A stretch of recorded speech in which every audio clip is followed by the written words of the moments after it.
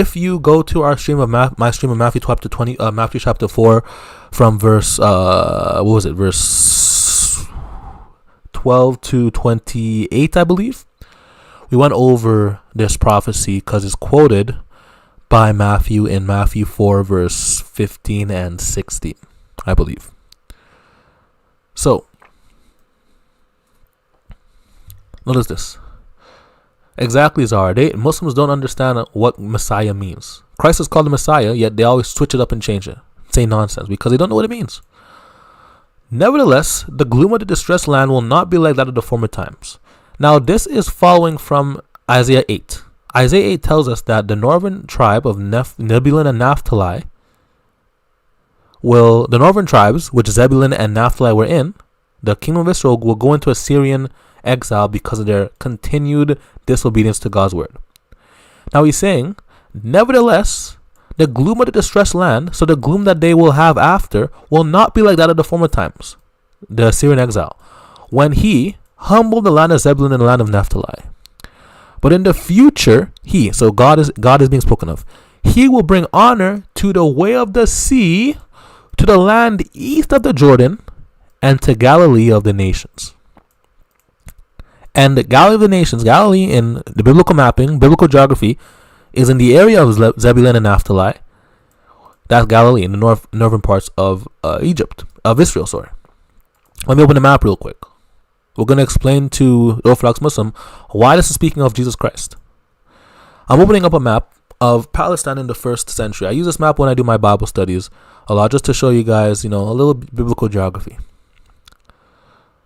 So it's just loading up. Internet, kind of slow, so it's going to take a little bit of time.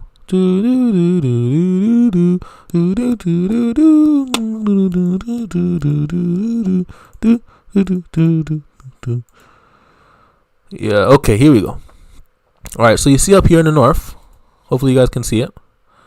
Up here in the north is Galilee. And that's where Christ went. He went to Capernaum, Nazareth, Gennesaret. He was in these areas a lot because it said he moved from Nazareth and he stayed in Capernaum. So he was in the area of Galilee. And notice Isaiah 9 said that he will bring honor to Galilee of the nations. So he'll bring honor to this area. He'll bring honor to the land of Zebulun and Naphtali after they have been dishonored, because Christ still cares about his people. God still cares about his people, even though he allowed them to go into exile because of their sin and repeated disobedience. Now notice what you saw Galilee was. You saw what Galilee was, correct? Let's go to a map of the 12 tribes. Notice where Zebulun and Naphtali's land is. You see how Galilee is right here? Sea of Galilee, Naphtali, and Zebulun are the areas right by the Sea of Galilee. We could use that as a marker. The land of Zebulun and Naphtali, the tribes of Zebulun and Naphtali had the land right by the Sea of Galilee. Let's go back. What land was there? Galilee. So the land of Galilee encompasses the land where the tribes of Zebulun and Naphtali had territory. So Isaiah 9:6 is saying that area will be brought honor again. And he qualifies. He says the people walking in darkness. What people contextually? Those in the land of Zebulun and the land of Naphtali. That's contextual. So the land of Zebulun and Naphtali, who are walking in darkness after their exile, waiting for God's light, waiting for God's honor to come back, they have seen a great light. A light has dawned on those living in the land of darkness. And Isaiah is talking about how God is bringing this light. You have enlarged the nation and increased its joy. He has brought joy and honor back to the nation because their light was removed because of the exile, but he's brought it back to this area. The people have rejoiced before you, as they rejoiced at harvest time, as they rejoice when dividing spoils. They rejoice because their honor is coming back. For you have shattered their oppressive yoke. God took away the Assyrian exile. He at some point let them come back. He at some point showed mercy to them. And he ultimately sent the Messiah to destroy the authority of the kingdom of darkness. Destroy that yoke and the rod on their shoulders, the staff of their oppressor, just as he did on the day of Midian. Referring to Gideon, the judge. For every trampling boot of battle and the bloodied garments of war will be burned as fuel for the fire. This one will be worse because he's destroying the enemies of God, destroying darkness, destroying the kingdom of Satan. So all the context before verse 6 tells us that God is bringing honor back to the land of Galilee. He's bringing honor back to Israel. He's bringing this light to the land of Zebulun and Naphtali. The light will come to that land, bring them light back, because he's going to honor them after they have been humbled by the Assyrian army. And then in that context, this is something good that God is doing. In that context, we read, "For a child will be born for us." And again, look, in the future. If this is in the future, then they can't say a child has been born at that present moment, because it says in the future. Meaning because in the Hebrew text, this will be born is present tense, is perfect tense. Sorry, meaning with perfect tense, which generally means it has happened, but it is prophetic perfect tense. We see this a lot of times in the Old Testament. Prophetic perfect tense means it's so certain that it can be stated as happening already, even though it's going to happen in the future. So it's a prophetic perfect, meaning it's talking about a future child using perfect tense, present tense language, even though it's talking about a future event, because it literally tells us in the future, a child will be born for us, a son will be given. So this child will be male, and the government will be on his shoulders. So he won't just be a king like Hezekiah, which some of them say, which I debunked in some of my shorts that I uploaded. He won't just be a king, but he'll actually be the one who carries the government on his back. He'll be the one that upholds the government. He won't just be a regular human king, but he'll be one that upholds the government. He'll be named Wonderful Counselor. Look at these titles. Wonderful Counselor. Why? Because this Wonderful Counselor will be the king appointed by God, the child given to us by God, who reveals to us the counsel of God. The commentator, he speaks of this as well. We can go over that another time. Mighty God, El Gibor. And in the way that El Gibor is used here, this title, this specific way of saying El Gibor, because this is a singular title being used here. The context plus the way that it is used, El Gibor, in this manner, is only used of God in the immediate context too. In this next chapter, only used of Yahweh God. The plural is used of those Gentile leaders, and in context, it's speaking about their being false gods. That's why it's translated as the strong, the mighty. It's not the same title. It's not being used as a title like it's being used here. Because in context, he is the mighty God, because he is God in flesh. He's the wonderful counselor who reveals the will of God, being the Father.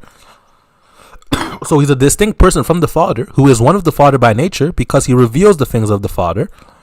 And yet he's mighty God himself. He is the eternal Father. He cannot be Hezekiah.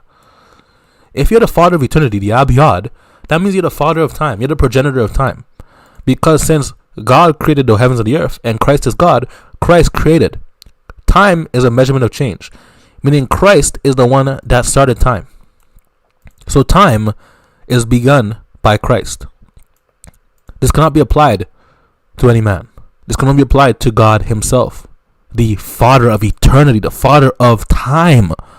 That can only be given to God himself. Mighty God, paired with this language, in this context, only given to God himself. Prince of Peace. He's a prince. He's a prince here. He's a son. So he's distinct from the Father, but he's still the mighty God, because Christ is God in flesh, distinct from his Father. That's where we get the Trinity. Verse 7. The dominion will be vast, because Christ will be ruling the entire earth, not just Israel, but the entire world. Its prosperity will never end. The kingdom of Israel, taken into exile by Babylon, taken into exile by Assyria. But this Messiah, this child's kingdom, his prosperity will never end. He will reign on the throne of David and over his kingdom to establish and sustain it. He's also going to sustain David's kingdom. He will reign over it. He will reign on the throne. He will establish the kingdom.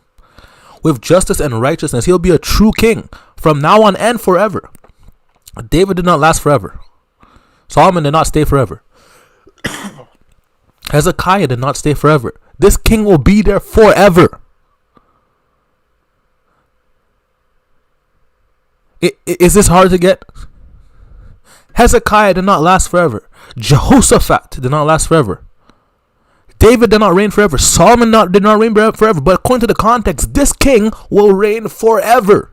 It cannot be a mere man. This is a strong prophecy. The context shows that this is talking about God himself, who will be born as a child, who will be grown up in Israel, and will be the King Messiah to reign on David's throne forever, who will be the Father of time, the Father of eternity, the Prince of Peace, because he's ushering in everlasting peace, because he's taking dominion away, taking dominion away from Satan, taking authority away from Satan's kingdom, and giving it back to its rightful ruler, rightful owner, himself, the Lord Jesus Christ. Come on, somebody. The zeal of Yahweh of armies will accomplish this. Then it goes on to say how the Lord has raised his hand against Israel because of their sin. Now look at Isaiah chapter 10. Same title. Same title is used. Let's go down. On that day, when the remnant of Israel and the survivors of the house of Jacob will no longer depend on the one who struck them, but they will faithfully depend on Yahweh, the Holy One of Israel. The remnant will return, the remnant of Jacob, to the mighty God.